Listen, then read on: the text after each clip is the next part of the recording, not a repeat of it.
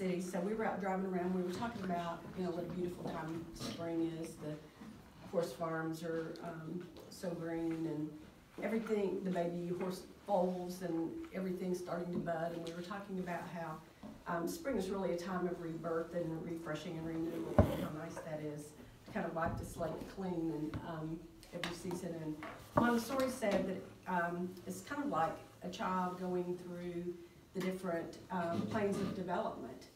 And she said they pass through those planes of development. It's almost like a new birth that they are going through. And she divided those planes into infant and toddler, 3 through 6, 6 through 9, 9 through 12, 12 through 14, and so on. And each one of those planes of development has a unique characteristic associated with it.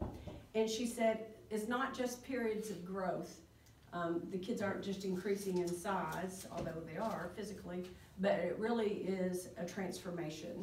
And again, it made me think about you know, the transformation that we see with the caterpillar who goes into the chrysalis, who comes out to be this beautiful butterfly.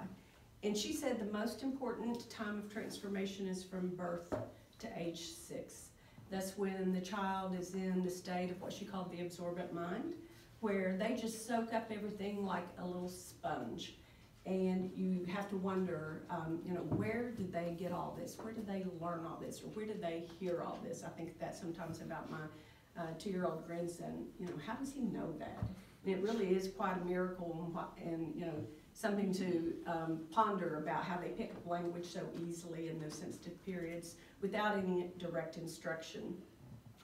But she said that that's the period of time when the child's in the state of unconscious learning, and then they move into the state of conscious learning. And one thing I read as I was kind of thinking about this is that that's the point in time where the child is putting impressions on what they called the soft wax of their inner soul. And I kind of thought about that a little bit more, about it being kind of like the maker's mark. Not the kind you drink, although there is a seal on that.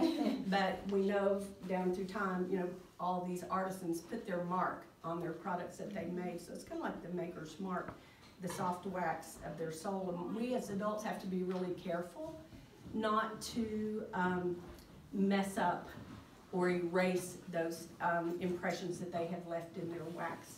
And sometimes we can do that unintentionally through our words and through our actions. And so Maria Montessori said we really just need to leave them free to develop and to grow. And we should just remember, as the seasons change, and we think about that, about how our children are changing all the time, and how it's our job to stir up life in them, to stir up enthusiasm, curiosity, those kinds of things, and then just leave them free to be developed. Lovely. Thank you, Sarah.